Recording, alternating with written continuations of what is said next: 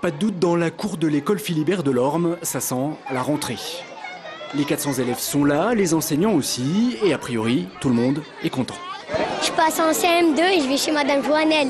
Je suis chez Monsieur Mathieu Benoît et je suis un peu content d'être au CM2. On est bien, on est content d'aller à l'école, on va bien travailler, tout ça.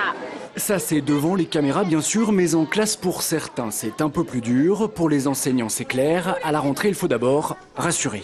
C'est stressant, une rentrée, voilà. C'est des enfants qui arrivent au compte-gouttes, qui pleurent, d'autres qui sont plutôt contents. La première journée, c'est jamais très facile.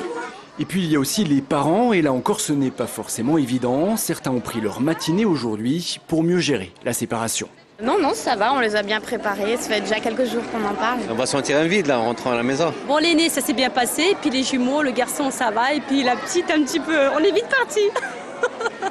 Enfin, dernière rentrée aujourd'hui, celle des hommes politiques. Le maire de Lyon avait choisi précisément cette école-là parce que la ville vient d'y injecter 5 millions d'euros en 3 ans.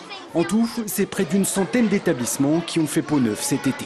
C'est 99 millions d'euros que nous mettons dans les écoles, 5 écoles construites sur ce mandat, puis en même temps en entretenant les autres.